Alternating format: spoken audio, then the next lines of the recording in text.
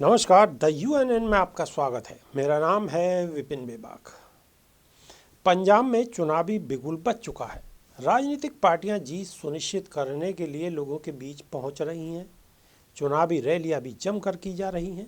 इसी कड़ी में श्रोमणी अकाली दल ने पंजाब के मोगा में रैली की, जिसमें बहुजन समाज पार्टी के राष्ट्रीय महासचिव और राज्यसभा सांसद सतीश चंद्र मिश्रा भी शामिल हुए। हालांकि श्रोमणी अकाली दल ने ये रैली पार्टी के गठन के 101 साल पूरे होने पर की थी। और ख़ास बात ये रही कि अकाली दल के साथ गठबंधन में शामिल बसपा नेता एससी मिश्रा ने मंच से अपने संबोधन में लोगों से आह्वान किया कि पंजाब का अगला मुख्यमंत्री सुखबीर सिंह बादल को बनाएं। जब सतीश चंद्र मिश्रा लोगों से इस बात का आह्वान कर रहे थे तो मंच पर प्रकाश सिंह बादल भी मौजूद थे। तो चलिए आपको सुनाते हैं बसपा के राष्ट्रीय महासचिव सतीश चंद्र मिश्रा ने इस रैली को ऐतिहासिक बताते हुए क्या कुछ कहा। लेकिन ऐतिहासिक दिन इसलिए भी है कि आज से 25 वर्ष पहले भी इतिहास बनाने का काम किया गया था। जब 75वां वर्ष था, 75वां वर्ष जब सन 96 में मनाया गया था शिरोमणि अकाली दल का, तब पंजाब में बहुजन समाज पार्टी के जन्मे मानवर श्री काशीराम जी, जो उन्होंने बहुजन समाज पार्टी को जन्म दिया, जिन्होंने जो बहुजन समाज पार्टी के संस्थापक थे, उन्होंने और श्री प्रकाश सिंह बादल जी ने मिलकर के एक गठबंधन किया था। 75वें वर्ष में गठबंधन हुआ था। 11 लोकसभा की सीटों का गठबंधन हुआ था। 8 सीटें जो थी श्रोमणी अकाली दल के खाते में थी और 3 बहुजन समाज पार्टी के खाते में थी। और उस दिन जो गठबंधन हुआ था उसका नतीजा जब आया था, चूंकि दोनों पार्टियों ने आपस में मिलकर के चुनाव लड़ा था, एक दूसरे को साथ देने का काम किया था, अपना वोट जहां पर श्रोमणी अकाली दल के लोग लड़ रहे थे, बहुजन समाज पार्टी के सभी समर्थकों ने और कार्यकर्ताओं ने अपना वोट डालने का काम किया था। और श्रोमणी अकाली दल ने जहां बहुजन समाज पार्टी के लोग लड़ रहे थे, वहां पर उन्होंने उनका समर्थन और वोट देने का काम किया था। तो उसका नतीजा क्या निकला था? 11 सीटों में से 8 सीटें शिरोमणि अकाली दल जीती थी और 3 सीटें बहुजन समाज पार्टी जीती थी। यानी कि 100 में 100 नंबर पाए थे दोनों लोग मिलकर के और इतिहास बनाने का काम किया था। आज ये 100वां दिन है, 100वां वर्ष मना रहे हैं हम लोग। तो ऐसे मौके पर जो ये गठबंधन है, इस गठबंधन में सही माने में अगर हम लोगों ने अपनी पूरी ताकत और जो कि हम लोग लगा रहे हैं, और बहुजन समाज पार्टी के हमारे समर्थक भी तन मन धन के साथ में, बहुजन समाज पार्टी की हमारी जो राष्ट्रीय अध्यक्ष हैं, 4 बार उत्तर प्रदेश की मुख्यमंत्री रह चुकी हैं, बहन कुमारी मायावती जी के निर्देशानुसार पूरी तन्मयता से लगे हुए हैं। तो अब की बार 1.25 साल तो तब मनाया गया जबकि हम लोग 117 सीटों में कम से कम 100 सीटें जीत करके गठबंधन को देने का काम करें और एक शतक बनाने का काम करें।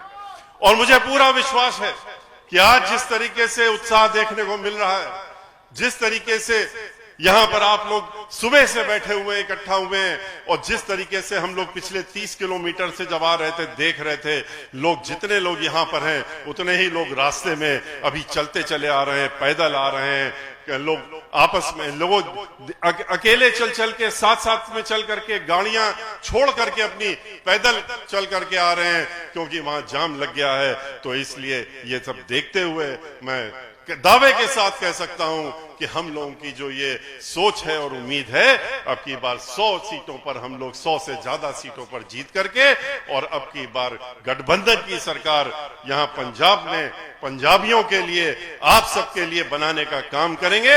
और श्री प्रकाश सिंह बादल जी के आशीर्वाद के साथ में हम लोग श्री बादल जी को मुख्यमंत्री बनाने का काम अवश्य करेंगे यहां पर। तो सुना आपने सतीश चंद्र मिश्रा ने किस तरह से गठबंधन को लेकर अपनी बातों, या फिर ये भी कह सकते हैं कि बसपा के नज़रिए को पेश किया। इसके बाद बारी थी पंजाब की सत्ताधारी दल कांग्रेस पर सतीश चंद्र मिश्रा के हमले की। अपने संबोधन में सतीश चंद्र मिश्रा ने कांग्रेस को दलित विरोधी बताया। तो चलिए ये भी सुन लीजिए। जैसे अनेक समस्याओं के काले बादल छाए हुए हैं। मैं कांग्रेस से यह पूछना चाहता हूं कि उन्होंने पिछले 5 सालों में दलितों के लिए क्या किया है। ये हमेशा से दलित विरोधी रहे हैं। आपको सभी को मालूम, हमारे दलित भाई बहनों को मालूम है किस तरह से इन्होंने डॉक्टर बाबा साहब भीमराव अंबेडकर का तिरस्कार किया था और उन्होंने अंततः इनकी सरकार से इस्तीफा देने का काम किया था। इन्होंने षड्यंत्र रच करके बाबा साहब को हरवाने का काम किया था। ये वो कांग्रेस पार्टी है। कांग्रेस ने ब्लू कार्ड निरस्त किए, जो शेड्यूल कास्ट की स्कॉलरशिप स्कीम थी उसमें घोटाले किए, गरीब परिवारों को शगुन स्कीम का लाभ हेतु वर्षों तक इंतजार करवाने का काम किया। कांग्रेस का यह दलित विरोधी रवैया है और यही उनके पतन का कारण भी बनेगा। अब दलित कठपुतली मुख्यमंत्री बनाने की राजनीतिक स्टंट से कुछ नहीं होगा। जनता सब समझती है। हम देख रहे हैं कि क्या हो रहा है। कांग्रेस ने सीएम चन्नी को निर्णय लेने की शक्ति ही नहीं दी है। उनको हर दिन का कार्य दिल्ली के दरबार से, जो वहां के रजवाड़े की तरह दरबार बैठा हुआ है कांग्रेस का, उसके राजा देने का काम करते हैं। और अगले उनके यहां पर बैठे हुए जो लोग हैं, पिट्ठू हैं, वो उनका हर दिन जो है उल्लास करने का, मजाक उड़ाने का काम करते हैं, उनके निर्णयों का पलटने का काम करते हैं। कांग्रेस सिर्फ बहुजनों को वोट बैंक की तरह उपयोग करना चाहती है। हम लोगों ने, बहुजन समाज पार्टी ने, बहन मायावती जी के हम लोगों ने नेतृत्व में उत्तर प्रदेश से कांग्रेस पार्टी का सफाया कर दिया। इन्हीं सब वजहों की वजह से उनका उत्तर प्रदेश में सफाया हो गया है और अब की बार इस चुनाव में यहां पंजाब से भी उनका सफाया होना निश्चित है।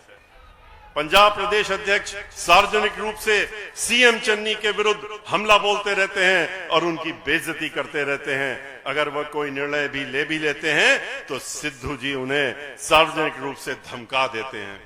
आप मुझे बताएं, जब दलित मुख्यमंत्री को इन्होंने अपने हाथों की कठपुतली बना रखा है तो दलितों की उन्नति के लिए ये क्या काम कर पाएंगे।